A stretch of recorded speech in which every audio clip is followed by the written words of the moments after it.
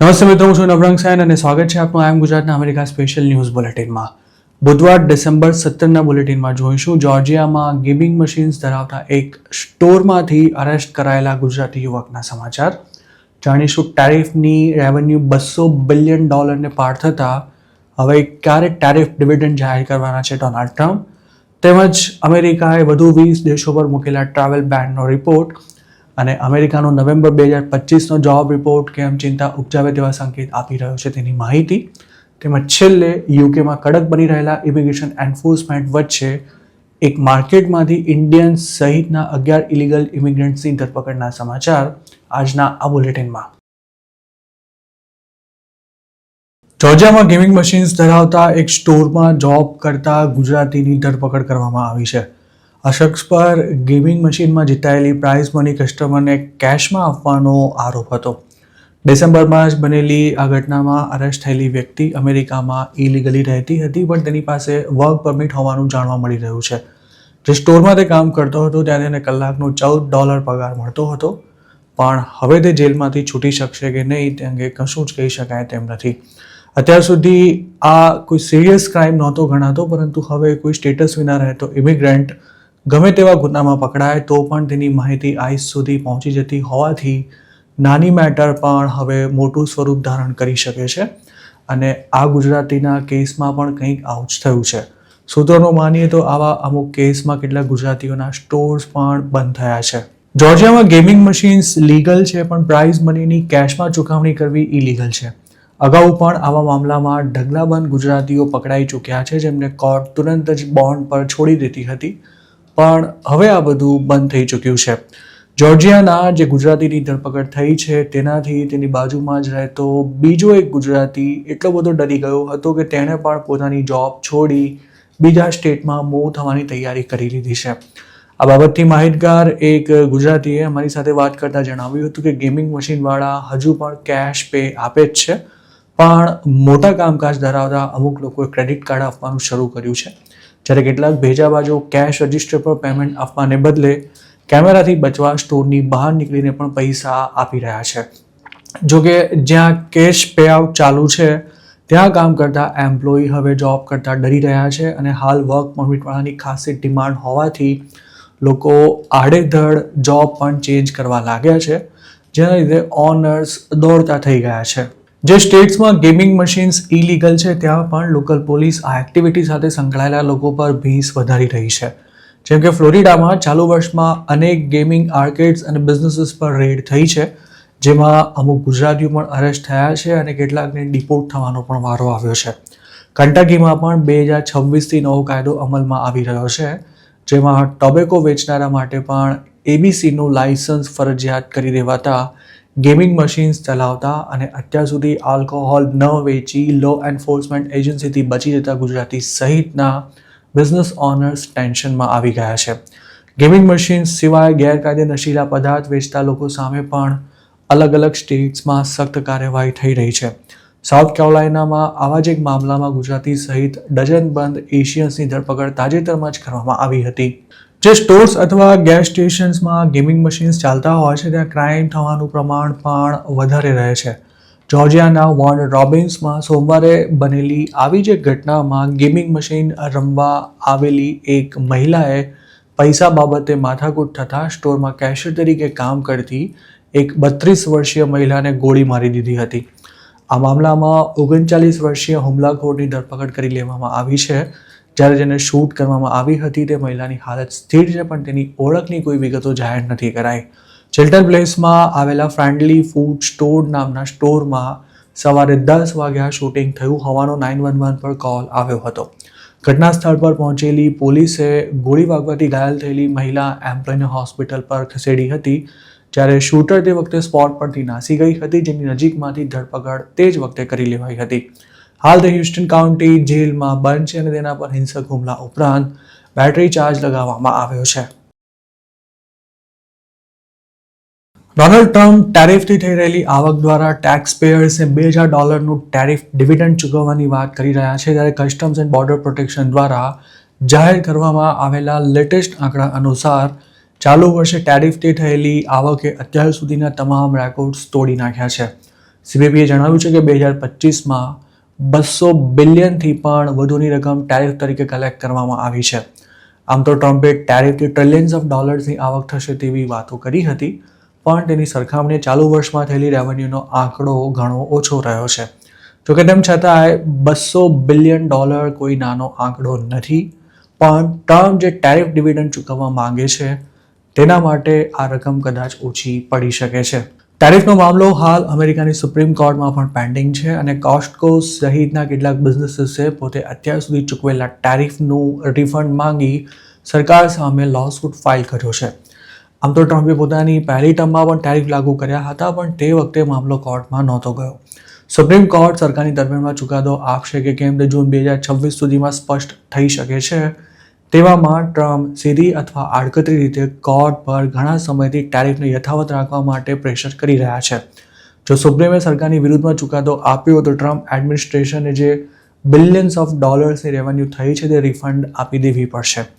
Trump એવી પણ warning આપી ચૂક્યા છે કે જો ટેરિફ રેવન્યુ રિફંડ કરવાની આવી તો અમેરિકાની ઇકોનોમી ડામાડોળ થઈ જશે અને તેનાથી થયેલું ડેમેજ ખૂબ જ મોટું હશે.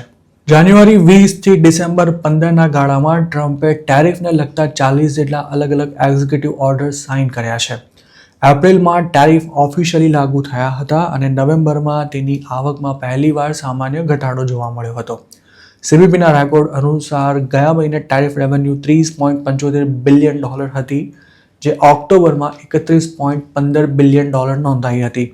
ટ્રમ્પ એડમિનિસ્ટ્રેશન ભલે ટેરિફને વધારાની આવક ગણાવી રહ્યું હોય, પણ તેની ચૂકવણી ખરેખર તો અમેરિકન કંપનીઝ દ્વારા કે પછી અમેરિકાની પબ્લિક મારફતે જ થઈ રહી છે. થોડા સમય પહેલા આવેલા એક રિપોર્ટમાં એવો દાવો કરાયો હતો કે ટેરિફ લાગુ થયા બાદ વિદેશથી આવતી કોઈ પણ ચીજ વસ્તુની કિંમત ઓછી નથી થઈ અને હવે અમેરિકાના આયાતકારો ટેરિફનો બોજ એક હદથી વધુ ઉઠાવી શકે તેમ નથી. ટેરિફને લીધે જ ખાવા પીવાની વસ્તુઓના ભાવ વધતા ટ્રમ્પે તાજેતરમાં જ ફૂડ આઇટમ્સ પર લેવાતા ટેરિફમાં ઘટાડો કરવાની ફરજ પડી હતી.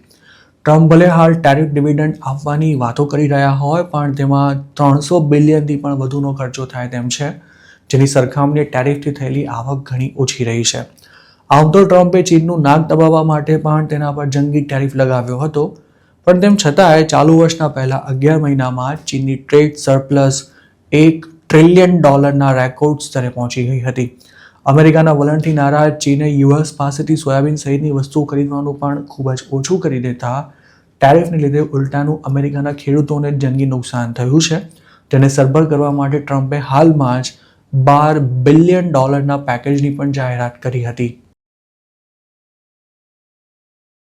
વોશિંગ્ટન ડીસીમાં થયેલા શૂટિંગના ગણતરીના દિવસોમાં જ ડોનાલ્ડ ટ્રમ્પે વધુ 20 દેશો પર ટ્રાવેલ બેન મૂકી દીધો છે. આ ઘટનામાં એક અફઘાનીની ધરપકડ થયા બાદ તેમણે ટ્રાવેલ બેનનો વ્યાપ વધારવાની જાહેરાત કરી હતી, જેની ડિસેમ્બર 16ના રોજ જાહેરાત થઈ છે અને જાન્યુઆરી 1થી તેનો અમલ શરૂ થઈ જશે. જે નવા દેશોને આ લિસ્ટમાં સામેલ કરવામાં આવ્યા છે તેમાં સિરિયા, સાઉથ સુદાન, નાઇજર, માલી અને બુર્કિના ફાસો પર સંપૂર્ણ બેન મૂકી દેવામાં આવ્યો છે. મતલબ કે આ દેશોના નાગરિકોને અમેરિકા વિઝા નહીં આપે અને જેમની પાસે વેલિડ વિઝા છે તેમને પણ હવે યુએસમાં એન્ટ્રી નહીં મળે. આ સિવાય જેમને પેલેસ્ટિનિયન ઓથોરિટી દ્વારા ડોક્યુમેન્ટ્સ ઇસ્યુ કરાયા છે તેમના પર પણ આ બેન લાગુ પડવાનો છે. અમેરિકા દ્વારા જે 15 અન્ય દેશો પર આંશિક પ્રતિબંધો મૂકવામાં આવ્યા છે તેમાં મોટા ભાગના આફ્રિકન કન્ટ્રીઝ છે. ટ્રાવેલ બેનના એક્સપાન્શન બાદ હવે કુલ 35 દેશોને તેના હેઠળ આવરી લેવામાં આવ્યા છે. ટ્રમ્પે સૌ પહેલા જૂન 2025માં 12 દેશો પર આ બેન મૂક્યો હતો, જેમાં અફઘાનિસ્તાનનો પણ સમાવેશ થતો હતો. જે 15 દેશો પર આંશિક પ્રતિબંધ મૂકવામાં આવ્યો છે તેમાં અંગોલા, એન્ટિગુઆ અને Barbuda, Benin, Ivory Coast, Dominica, Gabon, Gambia, Malawi, Mauritania, Nigeria, Senegal, Tanzania, Tonga, Zambia અને ઝિમ્બાબ્વેનો સમાવેશ થાય છે. DHSના સેક્રેટરી ક્રિસ્ટી નોમે આ અંગે જણાવ્યું હતું કે જે દેશોના લોકો અમેરિકા આવીને સિરિયસ ક્રાઇમ કરે છે તેવા દરેક દેશો પર ફૂલ ટ્રાવેલ બેન મૂકી દેવા માટે પ્રેસિડેન્ટને ભલામણ કરવામાં આવી હતી. આ નવી પોલિસી યુએસ સિટીઝન્સના સંતાનો, પેરેન્ટ્સ અને સ્પાઉસ પર પણ લાગુ થવાની છે અને આ દેશોના ઇન્ટરનેશનલ સ્ટુડન્ટ્સને પણ હવે અમેરિકા જવા નહીં મળે. ટ્રમ્પના સત્તા સંભાળ્યા બાદ લીગલ ઇમિગ્રેશન પર પણ નિયંત્રણો મૂકવામાં આવી રહ્યા છે. તેવામાં હવે દુનિયાના 20% દેશોને તેના હેઠળ આવરી લેવાયા છે. ટ્રમ્પ અને તેમના ટોપ એડવાઇઝર્સ એવો દાવો કરી રહ્યા છે કે અમેરિકાની સુરક્ષા સુનિશ્ચિત કરવા માટે આ પ્રકારના નિર્ણયો લેવા જરૂરી છે. ટ્રમ્પ સાથે સંકળાયેલા અમેરિકા ફર્સ્ટ લીગલ ગ્રુપના પ્રેસિડેન્ટ જેન હિલ્ટને આ અંગે એવું જણાવ્યું હતું કે આ કોમન સેન્સની વાત છે. જેમને તમે ઓળખતા નથી કે પછી જે તે દેશના લોકોનું અમેરિકા આવવું જોખમી છે તેમને યુએસમાં એન્ટ્રી જ ન મળવી જોઈએ. જોકે ટ્રમ્પના વિરોધીઓની એવી દલીલ છે કે પ્રેસિડેન્ટ અમુક દેશોના લોકોને બલીના બકરા બનાવી રહ્યા છે અને ઇમિગ્રેશન લોના નામે તેઓ ભેદભાવ કરી રહ્યા છે. જે દેશો પર ટ્રાવેલ બેન મુકાયો છે ત્યાંના લોકોને વિઝા તો હવે નથી જ મળવાના, પણ આ દેશોના જે નાગરિકો હાલ યુએસમાં છે તેમની તકલીફ પણ વધી શકે છે. ડિસેમ્બરની શરૂઆતમાં જ અમેરિકાએ 12 દેશોના યુએસમાં રહેતા ઇમિગ્રન્ટ્સની ઇમિગ્રેશન એપ્લિકેશન્સ એક્સેપ્ટ કરવાનું બંધ કરી દીધું હતું. તેમજ જેમને સિટીઝનશિપ મળવાની તૈયારીમાં હતી તેવા લોકોની ઓથ સેરેમની તેમજ ઇન્ટરવ્યૂ રદ કરી દેવામાં આવ્યા હતા. ટ્રમ્પે પોતાની પહેલી ટર્મમાં પણ અમુક દેશો પર ટ્રાવેલ બેન મૂક્યો હતો, પણ તે વખતે તેમને કાયદાકીય અવરોધોનો સામનો નહોતો કરવો પડ્યો. જૂન 2025માં કોલોરાડોમાં એક ઇજિપ્શિયને કરેલા અટેક બાદ તેમણે ફરી પોતાની આ પોલિસી અમલમાં મૂકી હતી. ત્યારબાદ નવેમ્બરમાં ડીસીમાં થયેલા શૂટિંગમાં અફઘાની રેફ્યુજી રમનુલ્લા લકનવાલે 2 નેશનલ ગાર્ડ ટ્રુપ્સ પર ફાયરિંગ કરતા ટ્રમ્પ એડમિનિસ્ટ્રેશને પોતાની ઇમિગ્રેશન પોલિસીને વધુ ટાઇટ કરવાનું શરૂ કર્યું હતું. નવેમ્બર 2025માં યુએસમાં અનએમ્પ્લોયમેન્ટ રેટ વધીને 4 વર્ષની સર્વોચ્ચ સપાટી પર પહોંચી ગયો છે. લેબર માર્કેટની આ સ્થિતિને ઇકોનોમી માટે પણ ચિંતાજનક બાબત માનવામાં આવી રહી છે. ટેરિફને લીધે બિઝનેસ કોસ્ટમાં થયેલા વધારા ઉપરાંત ફેડરલ વર્કફોર્સમાં કાપ મૂકવાને લીધે બેરોજગારીઓની સંખ્યા વધી રહી છે. ફેડરલ ગવર્મેન્ટ દ્વારા મંગળવારે રિલીઝ કરાયેલા ડેટા અનુસાર સપ્ટેમ્બરમાં બેરોજગારીનો દર 4.4% હતો, જે નવેમ્બરમાં વધી 4.6% પર પહોંચી ગયો છે. નવેમ્બરમાં હેલ્થકેર સેક્ટરમાં 46,300 નવી જોબ્સ ઉમેરાઈ હતી અને તે સિવાય કન્સ્ટ્રક્શન તેમજ રિટેલ સેક્ટર પણ જોબ્સ આપવામાં આગળ રહ્યા હતા. પણ મેન્યુફેક્ચરિંગ, ફેડરલ ગવર્મેન્ટ, હોસ્પિટાલિટી તેમજ ટ્રાન્સપોર્ટેશન અને વેરહાઉસિંગની જોબ્સમાં ઘટાડો થયો હતો. ટ્રમ્પ ભલે ટેરિફથી યુએસમાં મેન્યુફેક્ચરિંગ વચ્ચે તેવી વાતો કરી રહ્યા હોય, પણ હકીકત એ છે કે આ સેક્ટરમાં જોબ્સ સતત ઘટી રહી છે અને નવેમ્બરમાં પણ આ ઘટાડો યથાવત રહ્યો છે. છેલ્લે સપ્ટેમ્બર 2021માં કોવિડ પેન્ડેમિકની અસરમાંથી યુએસની ઇકોનોમી રિકવર થઈ રહી હતી ત્યારે બેરોજગારીનો દર 4.6% નોંધાયો હતો. પણ હાલ આવી કોઈ સ્થિતિ ન હોવા છતાં પણ બેરોજગારી વધી રહી છે. નવેમ્બરમાં યુએસમાં 64,000 નવી જોબ્સ ઉમેરાઈ હતી, જેમાં હેલ્થકેર સેક્ટર સૌથી આગળ રહ્યું હતું, પરંતુ છેલ્લા 2 મહિનામાં ફેડરલ એમ્પ્લોઈઝની સંખ્યામાં 1.68 લાખનો જંગી ઘટાડો થયો છે, જેમાંના મોટાભાગના લોકોએ પહેલેથી જોબ છોડવાની તૈયારી બતાવી હતી અને સપ્ટેમ્બર-ઓક્ટોબરમાં તેમની સર્વિસ સમાપ્ત થઈ હતી. જોબ્સ ઘટવાની સાથે અમેરિકામાં વેજ ગ્રોથ એટલે કે પગારમાં થઈ રહેલો વધારો પણ ધીમો પડી 2021ના સ્તર પર આવી ગયો છે. લોકોમાં ઇકોનોમીની સ્થિતિ અને ઘટી રહેલી અફોર્ડેબિલિટીને લઈને પણ ઉચાટ વધી રહ્યો છે. તેવામાં ઘટતી જોબ સાથે ઇન્કમ ગ્રોથમાં થઈ રહેલો ઘટાડો પણ ચિંતાજનક બાબત છે. એનાલિસ્ટ્સ અને પોલિસી મેકર્સને એવી આશા છે કે મંગળવારે રિલીઝ થયેલો લેટેસ્ટ ડેટા જે છેલ્લા કેટલાક મહિનાથી ઇકોનોમીની હાલત દર્શાવતા મિક્સ્ડ સિગ્નલ્સ મળી રહ્યા છે તેને ક્લિયર કરવામાં મદદ કરશે. જોકે હાલ પણ યુએસની ઇકોનોમી કઈ સ્થિતિમાંથી પસાર થઈ રહી છે અને આગામી દિવસોમાં તેની હાલત શું હશે તેને લઈને કોઈ ક્લિયર પિક્ચર નથી મળી રહ્યું. મંગળવારે આવેલા જોબ રિપોર્ટથી એ બાબત પણ સ્પષ્ટ થઈ ગઈ છે કે યુએસમાં હાલ લેબર માર્કેટ કોલેપ્સ નથી થઈ રહ્યું, પણ તે ખૂબ જ નાજુક સ્થિતિમાંથી પસાર થઈ રહ્યું છે અને માર્કેટ જે મિક્સ્ડ સિગ્નલ આપી રહ્યું છે તેનાથી એવો પણ અંદાજ લગાવાઈ રહ્યો છે કે ભવિષ્યની આર્થિક સ્થિતિના આધારે સ્થિતિ સુધરી શકે છે કે પછી બગડી શકે છે. જોકે મહત્વની વાત એ પણ છે કે શટડાઉનને કારણે આ રિપોર્ટ માટે કલેક્ટ કરવામાં આવેલો ડેટા પ્રભાવિત થયો હોય તેવી શક્યતા પણ નકારી શકાય તેમ નથી, જેથી આ રિપોર્ટની વિશ્વસનીયતા પર પણ કેટલાક એક્સપર્ટ સવાલ ઉઠાવી રહ્યા છે. બીજી તરફ અમુક લોકોનું એવું પણ માનવું છે કે આ રિપોર્ટ વ્યથિત કરનારો છે. યુએસ બેંકના ચીફ ઇકોનોમિસ્ટ બેથ એન્ડ બોવિનોએ તેના વિશે એવું જણાવ્યું હતું કે 2025ની શરૂઆત કરતાં જોબ માર્કેટ હાલ વધુ નબળું પડ્યું છે. પ્રાઇવેટ સેક્ટરમાં આશાનું એક કિરણ દેખાઈ રહ્યું હોવા છતાં પણ અમેરિકન્સ પોતાની જોબ્સને લઈને ચિંતિત છે. અને ખાસ તો કોઈ પણ આર્થિક રીતે સુરક્ષિત મહેસૂસ નથી કરી રહ્યું તેવું પણ તેમનું કહેવું હતું. લેટેસ્ટ જોબ રિપોર્ટનો ડેટા ઇકોનોમીનો માત્ર સ્નેપશોટ રજૂ કરી રહ્યો છે અને તેના આધારે કોઈ લાંબુ કે પછી ઊંડાણપૂર્વકનું આકલન કરવું મુશ્કેલ થઈ રહ્યું છે. તેનાથી એ વાત પણ સ્પષ્ટ થઈ ગઈ છે કે લેબર માર્કેટ ચાલુ વર્ષમાં સતત ઠંડુ પડતું દેખાઈ રહ્યું છે અને કેટલાક સેક્ટર્સમાં નવી જોબ્સ સર્જાવાની સંખ્યા ખૂબ જ ઘટી ગઈ છે. જોકે રાહતની એક વાત એ પણ છે કે જોબ્સમાં અચાનક ઘટાડો નથી થયો પણ સ્થિતિ સુધરી પણ નથી રહી. તેનો એક અર્થ એવો પણ કાઢી શકાય કે હાલ યુએસની ઇકોનોમી મંદી જેવી સ્થિતિનો સામનો નથી કરી રહી અને આગામી દિવસોમાં ફેડ રિઝર્વ હજુ પણ વ્યાજના દર ઘટાડી શકે છે. કેટલાક એક્સપર્ટ્સનું એવું પણ માનવું છે કે હાલની સ્થિતિ અડધા ભરેલા પાણીના ગ્લાસ જેવી છે. વ્હાઇટ હાઉસ આ ડેટાને ખૂબ જ પોઝિટિવલી લઈ રહ્યું છે. મંગળવારે સોશિયલ મીડિયા પર કરેલી એક પોસ્ટમાં વ્હાઇટ હાઉસે એવું જણાવ્યું હતું કે પ્રાઇવેટ સેક્ટર એમ્પ્લોયમેન્ટ વધી રહ્યું છે, જેનો ફાયદો અમેરિકામાં જન્મેલા લોકોને થશે અને ફેડરલ બ્યુરોક્રેસી સંકોચાઈ રહી છે.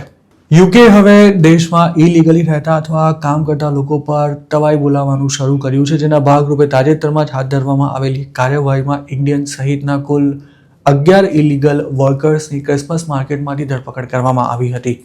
હોમ ઓફિસના જણાવ્યા અનુસાર અરેસ્ટ કરાયેલા લોકોમાં ઇન્ડિયન્સ ઉપરાંત ઈરાની અને ચાઇનીઝ સિટીઝન્સનો પણ સમાવેશ થાય છે.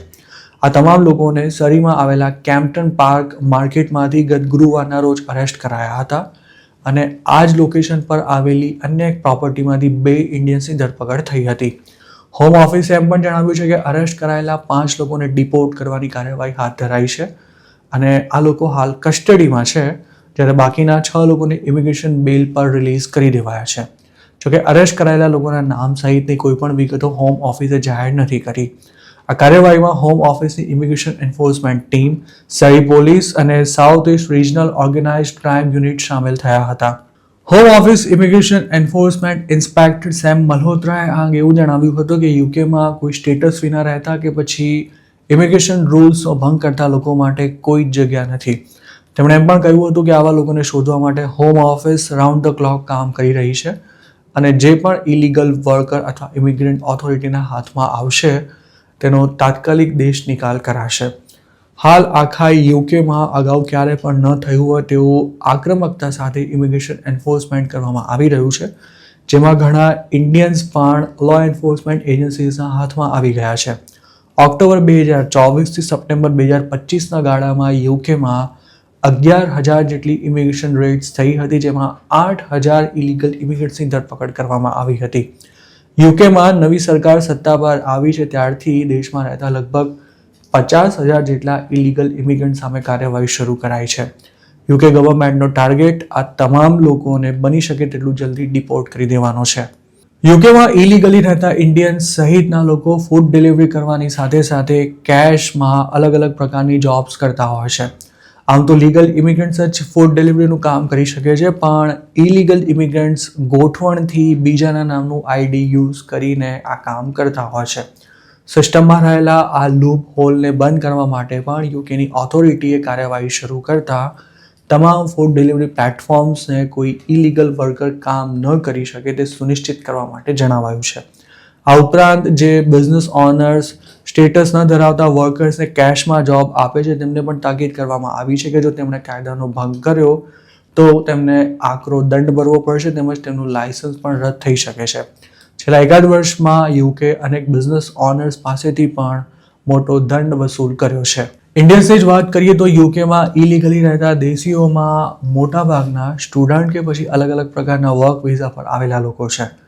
ઘણા સ્ટુડન્ટ્સ તો પોતાના વિઝા એક્સપાયર થયાને વર્ષો થઈ ગયા હોવા છતાં પણ યુકેમાં જ છે અને તેવી જ રીતે અમુક લોકો વિઝિટર વિઝા પર ત્યાં પહોંચીને પણ ઓવરસ્ટે થઈ જતા હોય છે. જોકે છેલ્લા 2 વર્ષથી યુકેની સરકાર આ મામલે ઘણી સખ્ત બની છે અને હવે તો રસ્તા પર જ લોકોને અટકાવી તેમના પેપર્સ ચેક કરવામાં આવી રહ્યા છે, જેમાં ફૂડ ડિલિવરીનું કામ કરતા ઘણા લોકો પણ હોમ ઓફિસના હાથમાં આવી જાય છે. ઇમિગ્રેશન એન્ફોર્સમેન્ટ આકરું બનાવવાની સાથે યુકે વિઝાની શરતોને પણ ખૂબ જ કડક બનાવી દેતા દર વર્ષે હજારો ઇન્ડિયન્સ આ દેશ છોડી રહ્યા છે અને યુકે જનારા લોકોની સંખ્યામાં પણ ધરખમ ઘટાડો જોવા મળ્યો છે. તો મિત્રો, આ હતા અમેરિકાના આજના મુખ્ય સમાચાર. આપને જો મારી રજૂઆત પસંદ આવી હોય તો આ વિડીયોને લાઇક અને શેર કરવાનું તેમજ આઈ એમ ગુજરાતની યુટ્યુબ ચેનલને સબસ્ક્રાઇબ કરવાનું ભૂલશો નહીં, કારણ કે આ ચેનલ પર આપને મળશે અમેરિકામાં રહેતા ગુજરાતીઓ માટેના તમામ મહત્વના સમાચાર, અને તે પણ આપની પોતાની ભાષામાં. આપ જો મારી સાથે કોઈ ટિપ શેર કરવા માંગતા હો તો હાલ સ્ક્રીન પર દેખાઈ રહેલા વોટ્સએપ નંબર પર પણ અમારો સંપર્ક કરી શકો છો. આપની ઓળખ ગુપ્ત રાખવામાં આવશે.